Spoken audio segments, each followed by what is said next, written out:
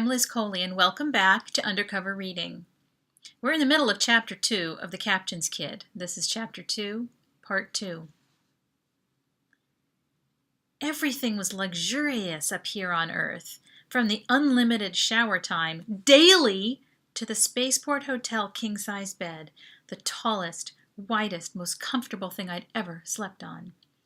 When my watch comm chirped, I flicked the snooze icon, going for a few more minutes of Z's, and sank back into my pile of pillows. Unfortunately, I got more than I asked for, the full-blown horror show of a morning mare. In less than a decan of seconds, I was halfway back to sleep. Then, without warning, the softness of the bed became the hard tug of gravity, mashing me into a cockpit seat. Straps across my chest held me in place as we plunged, twisting out of control toward a vast ocean planet. Next to me, I couldn't turn my head, but I knew anyway, was Mom, my co-pilot on this mission.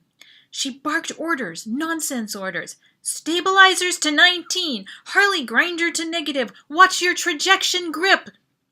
I struggled to read the controls, labeled in a curly script that might be Elvish or Arabic. My eyes blurred, sweat puddled in the small of my back. My hands slipped. I couldn't right the shuttle. The bucking vessel hurtled through the atmosphere, re-entry heat beginning to blister the inside walls. My cheeks burned. "Ma!" I tried to call, but only a hoarse whisper came from my tight throat. And then I realized her chair was empty. She was gone, AWOL, her post abandoned. It was up to me to land this craft. Wind screamed as I plummeted. The low-pitched growl of the failing engine stopped, and the ship nosedived into a headlong spiral. Gripping the control stick like my life depended on it, I fought the inevitable, tried to pull up. And at the same time, part of my mind grew distracted with the thought, I'm a kid, just a kid, I'm not a pilot, it's the nightmare again. The dang nightmare. I had to eject myself from this horror. Eject!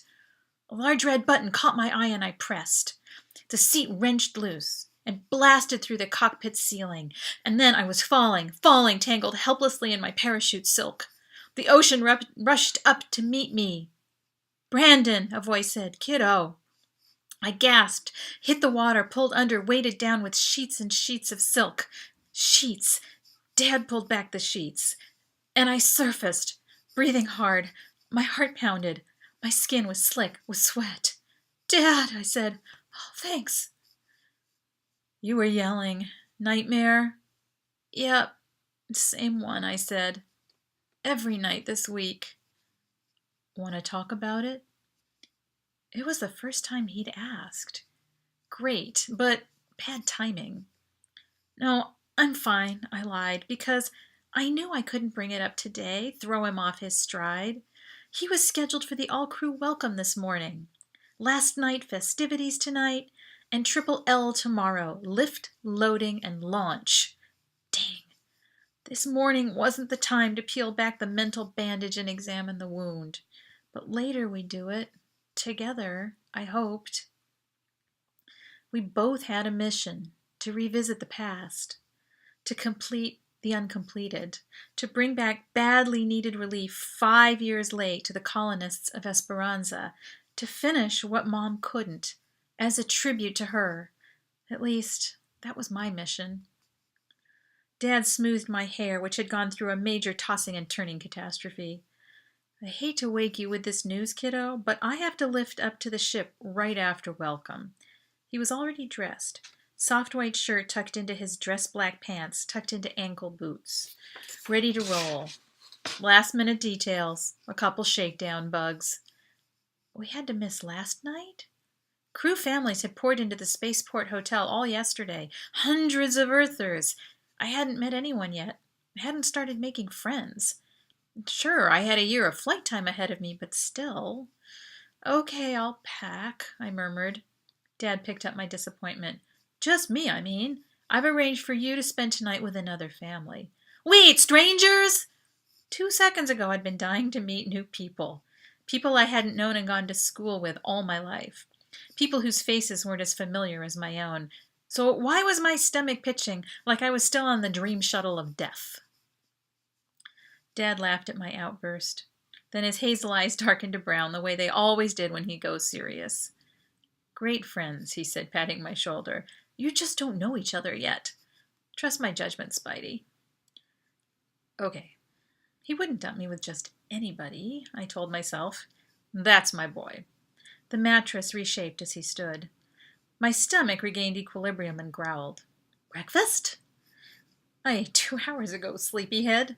I'll see you over at the Port Auditorium at 0900. So I was all alone again as I headed down to the over-the-top breakfast buffet. The doors opened on level 1, where a family of 4 waited to get on.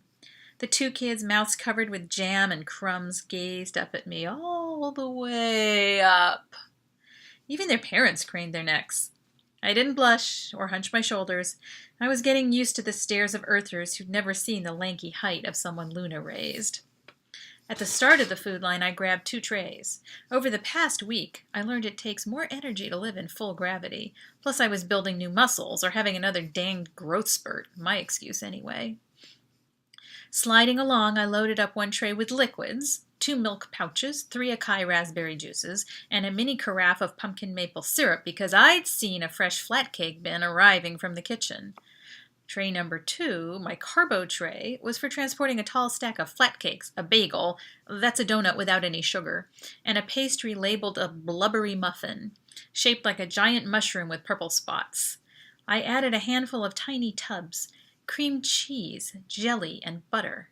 I was missing proteins, a problem easily fixed with a plate of actual sausages and bacon. Carefully balancing the trays, 1 on each hand, I spotted an empty table. A server with a steaming tray of eggs caught my attention, and then, just beyond and behind him, a pair of wide gray eyes staring out of the prettiest face on earth. Those bright, curious eyes distracted me. Fatally. My foot hooked a ripple in the carpet, and I flew forward, trays leading the way, pouches and baked goods at escape velocity. My head caught the server in the back of the knees, and scrambled eggs ejected themselves onto the innocent bystanders at the bagel station. Collateral damage. For the longest moment of my life, I lay on the floor, surrounded by mayhem, flat cakes, and small yellow curds. A pair of giggles roused me. I looked into those fatal gray eyes and blinked. Her eyebrows rose in astonishment, and her friend gasped. The usual reaction to my oddly mismatched eyes, blue on the left and brown on the right. I rolled to my knees to retrieve the runaway breakfast, my face red hot. A pale Luna complexion hides nothing. Hunched at a corner table, facing into the corner, I picked apart a dusty muffin. A vacuum bot slurped away the rest of the evidence from the floor. It rolled toward me to inhale the yellow remains of egg clinging to my slip sneaks. I resisted the urge to kick it for just doing its job. The girls walked right past me, heads close together, whispering. I didn't have oversized ears for nothing. "Do you know who he is?" one of them asked. Her voice was music, a song I wanted to hear again. The second girl, not gray eyes, peeked back over her shoulder at me. "The loony? Yeah, I think he's the captain's kid." That's the end of that section. Subscribe or click on ahead to hear the next part of The Captain's Kid.